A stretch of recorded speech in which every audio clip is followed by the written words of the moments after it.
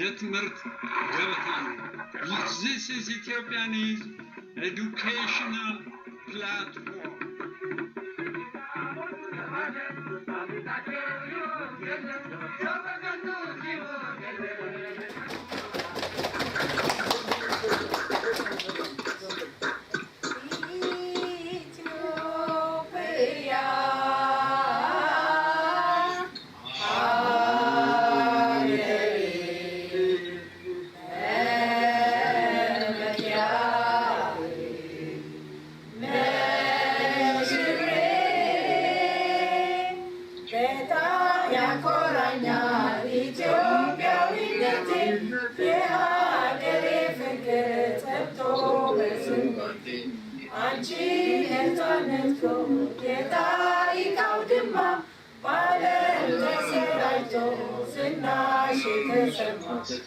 Ethiopia, Hageraችን ኢትዮጵያ እናታችን ኢትዮጵያ መመኪያችን ኢትዮጵያ ሀገራችን ኢትዮጵያ እናታችን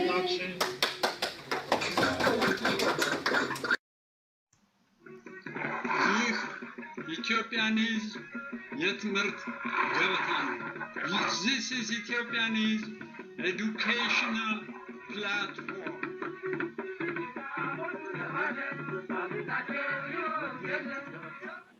እንኳን ደህና መጣችሁ። ይህ የኢትዮጵያን የትምህርት ገበታ ነው። This is Ethiopian mobile university under the auspices of MLV. እንኳን ደህና መጣችሁ። We'll continue the new chapter of our courses, that of the Ordeal of Ogaden, greatest Ordeal of Ethiopia in Ogaden.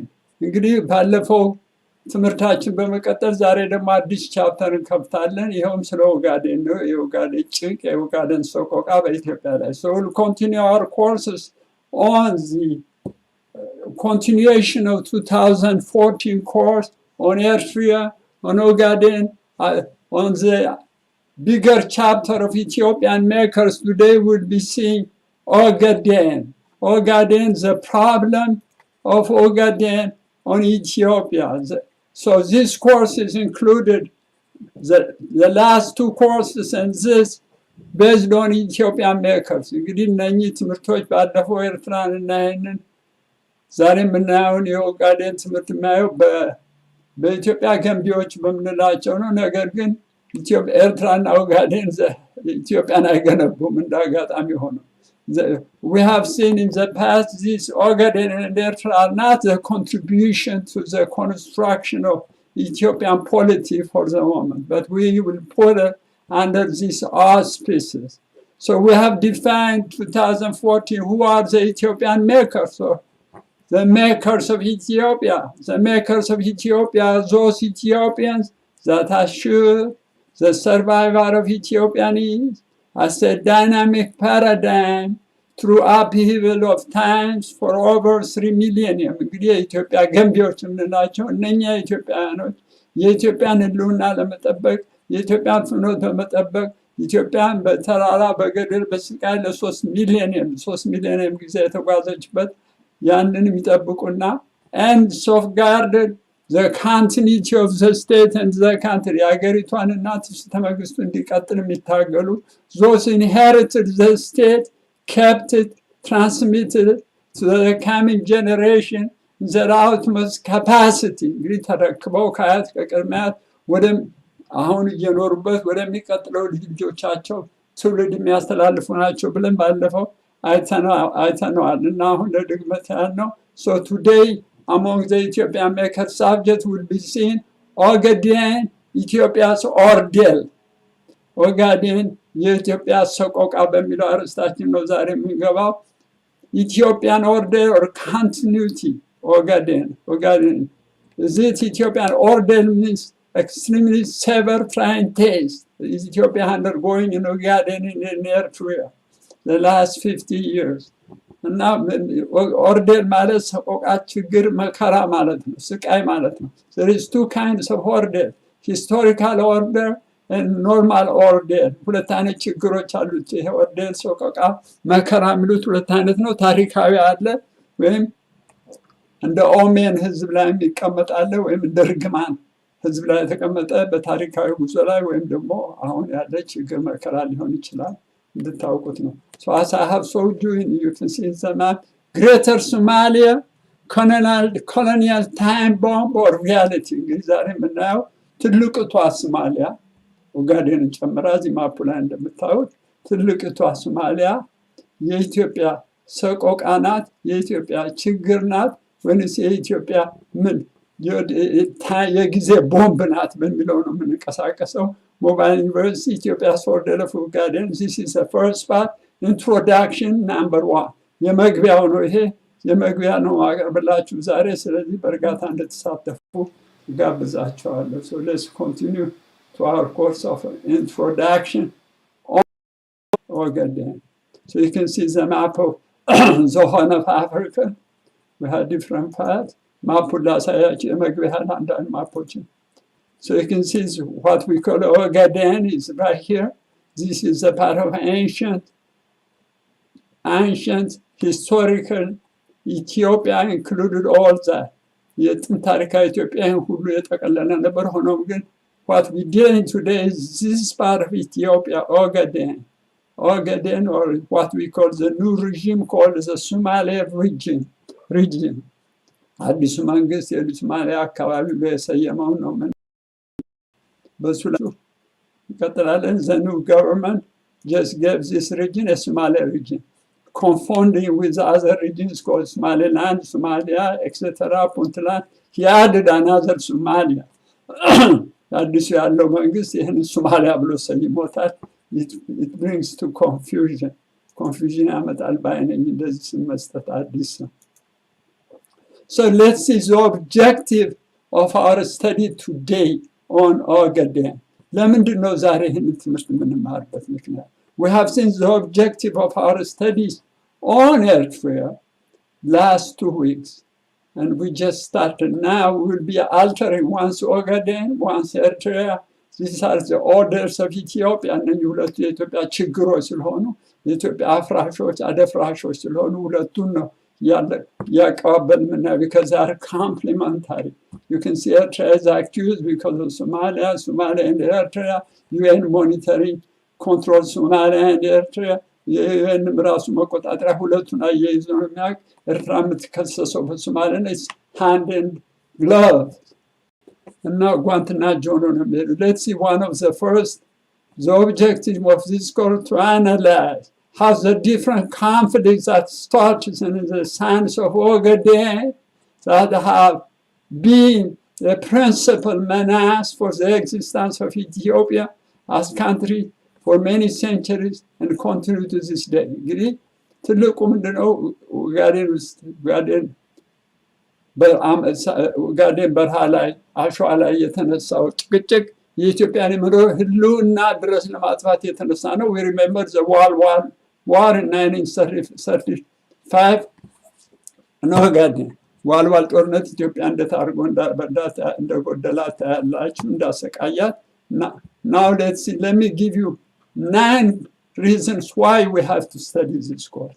አሁን 9 ፖይንቶች ልሰጣችሁ ነው ለምን ይህን ትምህርት መማር እንዳለብን ግዴታ እንዳለብን። as Ethiopians we have to study this. Number 1, Ethiopian kings of the 14th Amdetsion, the 15th Zara Yacob, the 16th Sarzadenker centuries fought against slave riders, expansionists through Ogaden up until the declaration of the 19th century scramble for Africa. እንግዲህ የኢትዮጵያ ታላላቅ ሜከርስ የምንላቸው ገንቢዎች የምንላቸው ታላላቅ መሪ የ14ኛው አምደጽዮን፣ የ15ኛው ዘርዓ ያዕቆብ፣ የ16ኛው ሰርፀ ድንቅል ያን በዛ በኩል የሚመጡት የባሪያ ፈንጋዮች ኢትዮጵያን ለመበታተን ለሚደፉ የሚሰው በዛ በኩል እየመጡ እስከ 19ኛው ድረስ አፍሪካ መቀራመቻ ድረስ ያደረጉት መንደርደሪያ ቦታ ስለሆነ ያንን ማወቅ አለብን፣ ግዴታ አለብን። እንዴት፣ ለምን፣ እንዴት ነው why when ይሄን የሚለው why when how እነኚህ ጥያቄዎች መመለስ አለብን። Number 2, the Portuguese fought the Ottoman Turks for the control of Indian Ocean trade route. እንግዲህ እንደምታውቁት in the Ethiopian makers we have since that እንዴት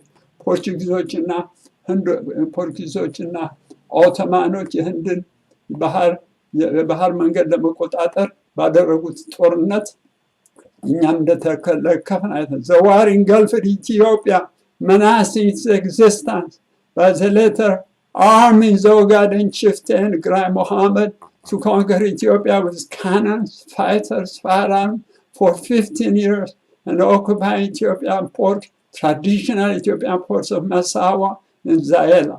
እንግዲህ እነኚህ ምንድን ነው ያደረጉ ኦቶማን ፖርቹጊዞች እና ኦቶማኖች በሚዋጉ በተደረገው ውጊያ ግራኝ መሐመድ የሚባል የአዳል ሰው በማስታጠቅ ካኖን ያልተለመደኛ ሀገር መድፍ ድረስ በማስታጠቅ ተዋጊዎች አብረው መስጠት 15 ዓመት በተደረገው ወረራና አገዛዝ ሁኔታ ውስጥ ኢትዮጵያም አሳዋን አዛይላ የሚባለውን ፖርቷን አጣለች። ይህም ፖርት ማለት የባህር ወደቧን ከእጇ የተቀመጠበት ጊዜ ነበር በ16ኛው ጊዜ። That's why we have to know why that happened. Why we have seen it in the Ethiopian makers 2014, but that's why we have to study Ogaden. What happened in Ogaden? What happened in Zaela? እና ይህንን ማወቅ የሁላችን ኃላፊነት እንደሆነ እንድትረዱ ነው። This is number 2. Now number C, why we study. Why the colonial Britain trying to create a greater Somalia by confiscating the land share from Ethiopia, Ogaden. እንግዲህ ታላቂቱ ቪክቶሪያን እንግሊዝ ምንድን ነው ያደረገችው? She want to confiscate Somalia, Ogaden from Ethiopia and make that what I showed you the map, greater Somaliland. ያንን ትልቁን ሶማሌ ለመገንባት ትልቁን ግሬተር የሚባለው በእንግሊዝ ስር under British colonization she want to create ያንን ለመፍጠር በመተነሳችበት ጊዜ she sold for Somalis what is called greater Somaliland. ለሶማሌዎች የነገረችላቸው የቸረቸረላቸው ምንድን ነው? ትልቁ ሶማሌ መገንባት አለባችሁ ብለው so they want to occupy what? The greater Somaliland including all the Horn of Africa, almost all the Horn. ያንን የአፍሪካ ቀንድ በሙሉ የሚያጠቃልል ሀገር 5 ማንድር ያህል 5 ኮከብ ያለው እንዲመሰረቱ ገፋፍታ ሞክራ ነበር። ይሄኛው this is the third reason why, that's one of the other reason why the British give this, and that's the problem coming from that time still to this day we are struggling to solve that problem. ያንን ለመፍታት ከዛሬ ድረስ እየታገልን የምንገኝበት ሁኔታ ነው። Ethiopian army is still fighting in Somalia. Kenya is fighting Somalia, Uganda is fighting, Burundi is fighting Somalia, and under AMISOM to safeguard their own country's interest. የሀገራቸው ኢንተረስት ለመጠበቅ እዛ ድረስ ውጊያ የተነሳበት ታሪካዊ ጉዞ እንዳለው ማወቅ አለባቸው። Remember Uganda, Kenya, and all these countries were under colonial empires. Now number 4. This is very interesting, number 4, because it touched our own land. አራተኛው እኛን በጣም ይመለከተናል አጥብቆ fascist Italia to assure the creation of colonial East African empire started conflict with Ethiopia at Walawar in November 22, 1934, which becomes the starting place. We cannot say the starting place, more or less the kindling time for the Second World War. That was where the conflict started, if you want. It's not in Sarajevo. There was a fight right there in the Ogaden, the first fight between colonial power, fascist regime, and Ethiopian government. እና ምንድን ነው የሆነው? አራተኛው ፖይንታችን ምንድን ነው? ደግሞ ጣሊያን ኢታሊ want to have English one have the Greater Britain, the Greater Somaliland. Italy wants the East African Empire up to Libya. እና ጣሊያን የራሷን ድርሻ እስከ ሊቢያም ድረስ የምስራቅ አፍሪካ ኢምፓየሮቿን ለመፍጠር ሞክራለች። ሚክሮፎን እንትናችሁን ልዘጉ ጋብዛችኋለሁ። በመክፈት እንዳትረብሹ። አሁን የመጨረሻ ጥያቄ ጠይቃቸው። So the number 4 is Italy. Number 3 is Great Britain. Number 2 is Portuguese Ottoman. Number 1 are slave trader. እንግዲህ እንደምታዩት አንደኛ የእስልም ነጋዴዎች እና እንትን ባዮች፣ ሁለተኛ ፖርቱጊዞች እና ኦቶማኖች፣ ሶስተኛ በእንግሊዝ ያመጣችው ትልቁ ህልም ትልቁ ታስማኔ፣ አራተኛ ኢስት አፍሪካን ኤምፓየር ምስራቅ አፍሪካ ሀገር ብላ መስረት ጣሊያን ፈለገች። we have number 5. So let's see why number 5. Ogaden has a lot of problems with Ethiopia till this day. አምስተኛው ምንድነው? Colonial France struggling for her territory of Afar and Isas given to by Menelik to extend its control of hinterland by connecting Congo Brazzaville to the Horn, making one of the great empires of Africa. So France was not satisfied. She has already 17 countries today there. Now she wants to include the Horn of Africa too. So there is a conflict of interest in France, Britain, and that of Italy. አሁን ደግሞ ፈረንሳይ እንደገና ከአፍሪካ ቀን ከጅቡቲ ከአፋር እንዲሳ ምኒልክ ከሰጣቸው ተነስተው እስከ ብራዛቪል ኮንጎ ብራዛቪል ለማስተሳሰር ፈለጉ። So there is a conflict of interest between Britain. She won't have a greater Somaliland. ትልቋን ሶማሊያ እንግሊዝ ትፈልጋለች ቅድም እንደነገርኳት። France you want to connect. And then Italy, fascist Mussolini, you want to have the East Africa. So they are conflicting to one another. All this starts through Ogaden. ይሄ ሁሉ በኦጋዴን ስለሚጓዝ ነው። የአምስተኛው ፖይንት የፈረንሳይ ድርሻ ነው ማለት ነው። እሷም ኢንተረስቷን ለማስጠበቅ ያንን ለመቆጣጠር ሶስቱም እርስ በራሳቸው ቦጫጨቃሉ ማለት ነው። That's why they went in Berlin to discuss and make a treaty, not in order not to fight one another. በርሊን የሄዱበት ምክንያት ዋናው ምንድነው? እርስ በራሳቸው እንዳይፈጫፈጩ። So let's see number 6. A war provoked by those supporting the independence of French Somaliland, breaking countries of all the agreements with Menelik to return to Ethiopia in 1958 and 1967 referendums. 8 May to 27 June 1977, Djibouti was given independence at the just before the starting of Ogaden War. ከኦጋዴን ጦርነት በፊት ቀደም ብሎ just በሜይ Ogaden War started in July. Just in June, already in June, Djibouti got its independence. Djibouti was supposed to return to Ethiopia. Djibouti ወደ ኢትዮጵያ መመለሻዋ ጊዜ ነበር። የፈረንሳይ እንደምንም ብላ በእጃ ዙር አድርጋ በእሷ ስር እንዲቆይ አድርጋ በ27 ጁን በመጨረሻ በ1977 ጅቡቲ ከኛ እጅ እንዲወጣ ተደረገ። እንዳንጠይቅ ጦርነት አስነሱብን። ጦርነቱ ውስጥ ወደቀ። Number 7 now. We have a lot of reasons why we have to study this. West East Cold War. There was a Cold War going on in the Horn of Africa in 1978, 77 and 78.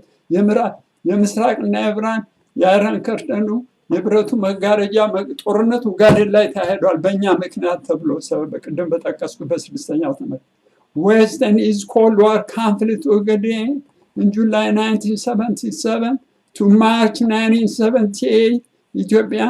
Ethiopia becomes their background to control the Bab el-Mandeb and in Indian Ocean, which bogged down to over 10,000 Cuban soldiers assisted by the Soviet Union, and the other side, Somalia was assisted by whom? By United States support Somalia, Ethiopia was supported by Soviet Union and the other Cuba soldiers. So there was East-West conflict in Ogaden. We have to know why. የምስራቅና የምዕራብ በቀዩ መጋረጃ ጊዜ ኦጋዴን ውስጥ በተደረገው በጅቡቲ ምክንያት በተነሳው ጦርነት 10,000 የኩባ ወታደሮች ባብል መንደርና የህንድ ውቅያኖስን ለመቆጣጠር አሜሪካና እንትን ባረጉ ጦርነት እዛ ላይ ትልቅ ብዙ ሰው አለቀበት ይላቸዋል። Number 8 now. Today, enemies of peace are mean fundamentalist movements in Somalia to dismantle Ethiopia and the rest of post-colonial states in the Horn of Africa and bring about Balkanization of our country once for all through Ogaden. አሁን ደግሞ እንደምታዩት የአክራሪ እስላሞችን በማስታጠቅ ለመጨረሻ ጊዜ ኢትዮጵያን ብትንትን ለማድረግ በኦጋዴን ባልሸባብ ምክንያትና በሌሎቹ አጥባቂዎች ምክንያት ኦጋዴን የኦጋዴን ነፃ አውጪ በማለት ተሰማርቶ ይገኛል። Number 9, last but not least, number 9. The resurrection famine for the last 14 years, provocated by proto-nations put in place by neo-colonizing power to destroy the population and civilization. ይሄ ጦር አሁን 40 ዓመት ሙሉ የሚነሳው የሚወድቀው ራብ ሀገራችን ላይ የሚመጣው ድርቅ መከራ ሁሉ የሚያመጣው በተለይ በርትቶ የሚገኘው ኦጋዴን እና እዚህ በደቡብ ክፍል በደቡብ ምዕራብ በኩል ነው ራቡ በሰፊው ጠንክሮ በአሁኑ ሰዓት ላይ የሚገኘው። ይሄ አድካሚ መነሻ ምክንያት ነው። ራብ በተለይ ድርቅ እናየዋለን አንድ ባንድ አይ ጌቭ ዩ አባውት እና የኢትዮጵያ ህዝብ የአካባቢ ህዝብ በራብ እንዲጠረግና ሌላ ሰው ሊሰፍርበት ይችላል። So I gave you 9 reasons. We can give you 20 reasons if you want, but just 9 is enough. So let me take you now to the war of Ogaden. You can see one of the questions. Now I'll give you the reasons so you can see a video, a little bit video, so you can understand a short videos in each topic. But the new video የመነሻ መንደር ምክንያታችን ለማጥበቅ አንዳንድ ቪዲዮ ማሰማችሁ ፈልጋለሁ።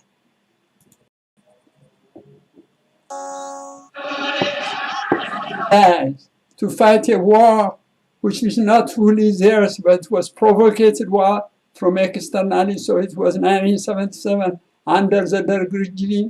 Ethiopia stood up to defend its country. ኢትዮጵያ ሀገሯን ለመቋቋም የተነሳችበት ነው። Powers attention to the Horn of Africa. As so did alliances. The Soviet Union and the United States switched sides easily. In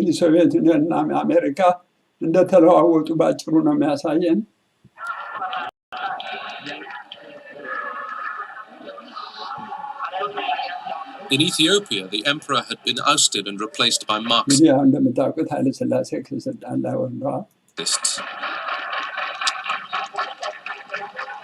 Moscow had a new ally, General Mengistu Haile Mariam.